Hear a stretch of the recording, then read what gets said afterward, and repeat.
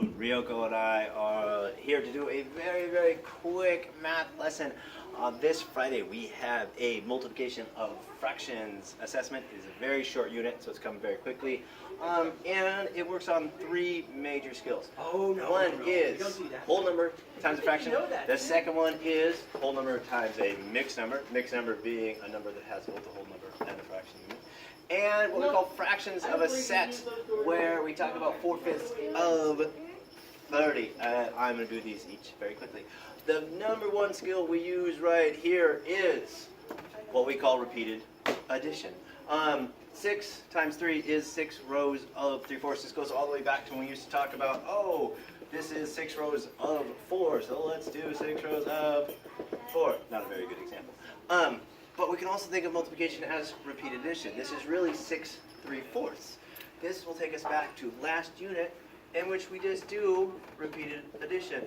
This is 3/4 added, well, 6 times, is that one too many? 1, 2, 3, 4, 5, 6.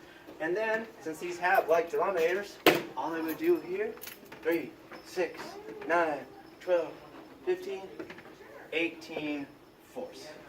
This answer is correct. However, we would like to see them notice this is a fraction larger than 1 and begin to decompose this and figure out what the mixed number is. If I am using the unit fraction 4, how many fourths do I need to make one whole, Ryoko? 2? No. If I cut something into 4 pieces, how many of those 4 pieces do I need to have the whole thing? I'm not sure. 4. I should learn to stop asking people to answer questions and record. This would be 4/4. 4/4. 4/4.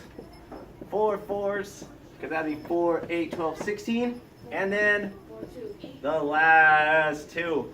These are each one whole. So let's make this 1, 1, 1, 1 plus 2/4, or 1, 2, 3, 4. 4 2/4. If you're super fancy, you could write that as 4 1/2. This answer, numerically correct, and will be correct on the test, but as we progress into 4th, 5th, 6th grade, practice turn these into a mixed number.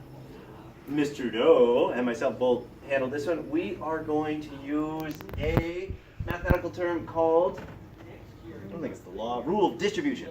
Instead of making this 3 times 4 1/3, we are going to use the distributive property of multiplication and make this 2 different problems.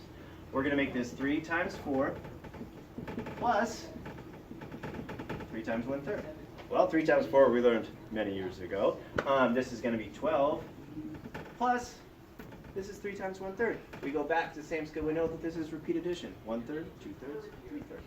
So we would write this as 12 3/3, or again, if you have 3/3, you have the whole thing, we'd write that as 13. Fractions of a set is very much new to 4th grade. I find it to be the most challenging, but it definitely comes up in smarter balance and things like that. The word problem would be something like, Ryoko has 30 tacos. My mother says, Ryoko, that is far too many tacos. You have to give 4/5 of those 30 tacos away. Well, we need to figure out what is 4/5 of 30. We do this using everyone's favorite visual model, the bar model. In this case, instead of our bar model representing 1, our bar model is going to represent our whole, which is 30 in this case. We then look at our unit fraction, which is fifths. This number tells us what are we dividing the whole into. So in this case, we'd go 1, 2, 3, 4, because that 5th line is right here. That gives us 1, 2, 3, 4, 5 boxes. We use our math fact to think, well, if I have 5 equal parts and they have to add up to 30, what must be in each of these 5 boxes, Ryoko? 6. 6, 6, 6, 6, 6, 6. Well, 5/5 is 30, but I want to figure out what is 4/5 of 30.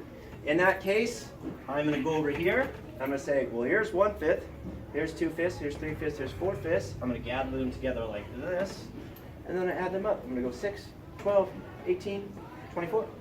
And that tells me 4/5 of 30 is 24. That is a very quick and frantic look at the 3 skills we are going to use on Friday for our unit 6 test in fractions. Thank you so much. Please ask questions this week, and thank you to Ryoko. That's it.